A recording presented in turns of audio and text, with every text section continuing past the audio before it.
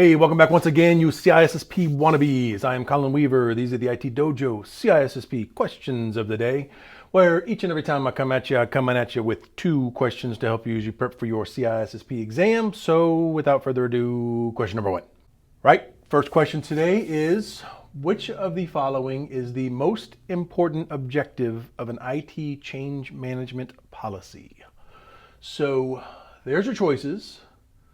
Give them a read. Read carefully.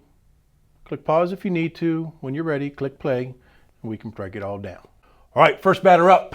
It minimizes the costs associated with unauthorized changes. Why would you want to minimize costs on unauthorized changes? They're unauthorized. Minimizing costs on authorized changes could be important, but minimizing costs on unauthorized changes, well, you could say we're not supposed to be making unauthorized changes. So probably not the best answer. Let's keep going. All right, answer choice number 2 says to support rapid change while minimizing service disruption. Boy, that sounds kind of compelling. A lot of change management policies will absolutely address issues surrounding rapid change, because there's a time and a place when a change needs to be done rapidly in an emergency type situation, whether it's some kind of critical patch or something else that occurs that has to happen now, and we don't have days and weeks to evaluate this. So it's certainly part of it, but that's really not the biggest objective of what a change management policy is going to go in and address. And managing, service disruption, well, certainly is also important. Everything doesn't whirl around and revolve around this notion of rapid change, because in the grand scheme of things, rapidity of change, how quickly a change can occur, and change management policies, those 2 guys really don't go together that well. Most change management policies really involve things becoming very time-consuming, comparatively speaking, because of all the processes that are involved in a change management system. So probably, again, not what we're looking for. So still not the right answer. So let's continue. All right, answer choice number 3 says that it creates best practices to ensure that data confidentiality is preserved. Ooh, I like best practices. Okay, and CISSP, that word best practice or words best practice, they float around all the time. However, is the purpose of change management exclusively geared towards preserving the confidentiality of data? No. So it's definitely not the best answer choice here. While certainly preserving confidentiality when as appropriate is important, it is not the primary function or the most important thing that we accomplish with a change management policy. So still, we need to keep searching. Next answer. Provides guidance when emergency changes need to be made. That's actually true. Change management policy can address those things. So that's got some potential to be the answer. Let's look at the last one just to be sure, make sure there's not a better answer. Because remember, on the CISSP exam, it's not that one answer is right and all the other ones are wrong. It's that one answer is more right than the others. Last answer choice says improve change documentation and change reporting. That is a better answer than the one before it.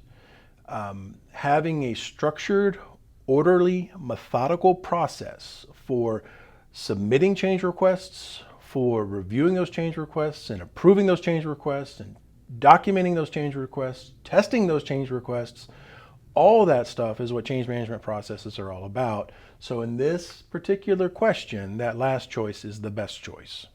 Hey, you like my shirt? I designed it and made it myself. There's a link below if you want one for yourself, but what I really want to know from you is, do you get it? If you get it, tell me so in the comments below. All right, let's do question number 2. Question number 2 says that confidentiality is a critical component of modern distributed computing systems. What I want to know from you is, given this list of choices, which of them represents the greatest challenge to preserving confidentiality in those types of environments? So there's your choices. Contemplate it. Click pause if you need to. Click unpause or play, and we will talk them through. First answer choice says heterogeneity of systems. What on earth does that even mean? Heterogeneity or heterogeneous means really a diversity of systems.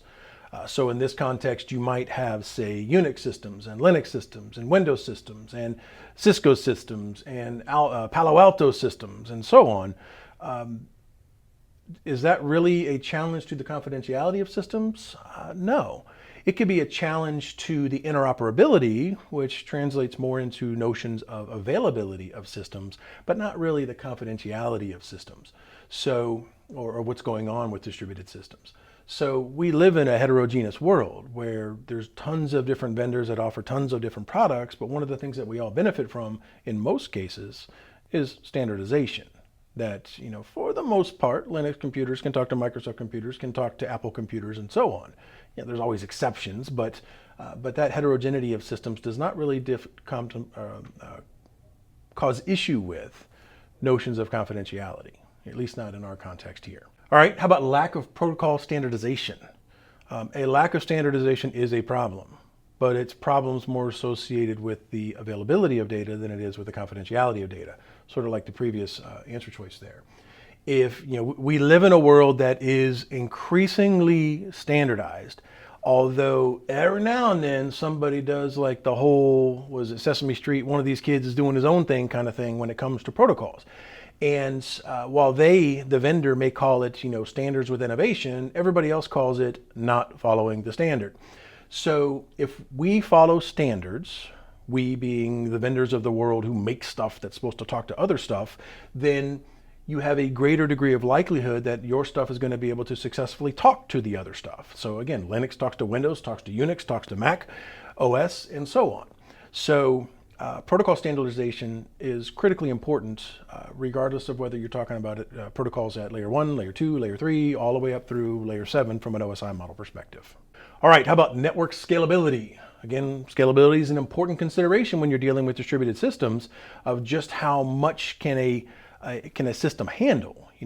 As the number of users of a system increases, can it support that? So scalability is a big deal, but that again really doesn't go in and specifically address issues of confidentiality. We're still kind of swirling around issues of availability. If your systems aren't scalable, they're going to lose their availability, and that results in a decrease in the quality of service that people get, and then maybe you don't make as much money or you're not able to achieve your mission.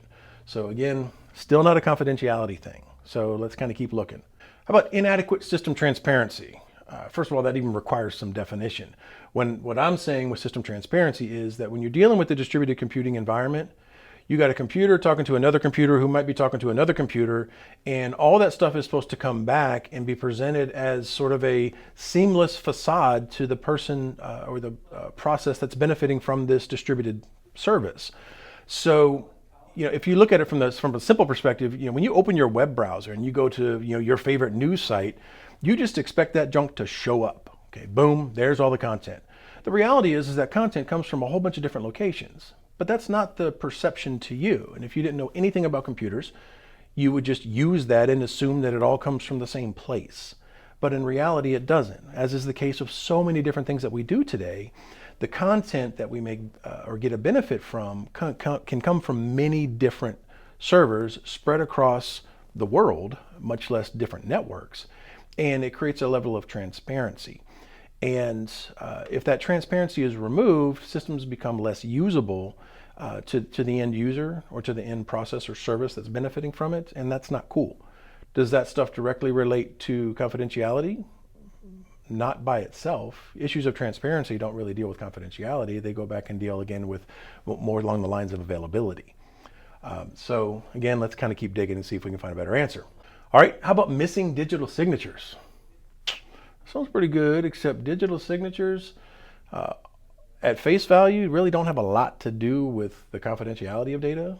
Digital signatures are more swirling around the world of the integrity of data and origin authentication for data. Now, they don't necessarily deal directly with data integrity because a digital signature is not the hash, but if you were to hash some data and then sign that hash, that's a digital signature.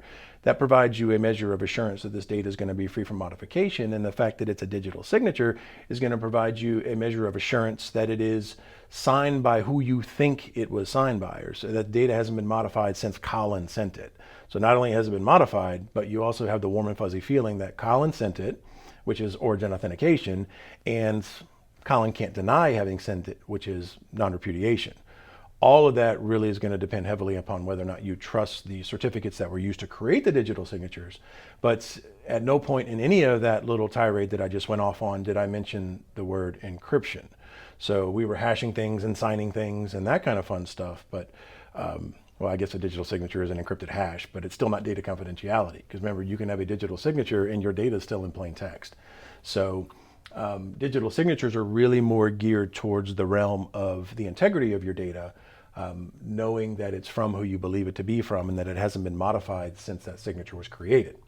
So still not the right answer that we're looking for here. Well, that leaves us with the last possible answer choice, which is the transport of unencrypted data. If you have information coming from a variety of different systems, as is the norm in a distributed computing environment, how sure are you that the data is actually secure as it transfers from one system to another? You may very well have an encrypted channel of communication, say from the computer that you're using and connecting to this service, but that server that you're connecting to, remember, may be communicating with multiple other servers in order to gain the information or the processing that's necessary to provide you with the end result. And making sure that there's an adequate level of confidentiality in the transmission of that data, never minding the security of the data on the systems themselves, but the actual confidentiality of the data transfers, that's certainly the biggest confidentiality issue for us to go in and deal with. So that is very much the right answer. I know that was a lot of words and that was long-winded, but from a CISSP exam perspective, you really got to kind of be careful with and really understand what the question is asking you. And even though some of these answer choices are pretty right or kind of right, they may not, again, be the most right.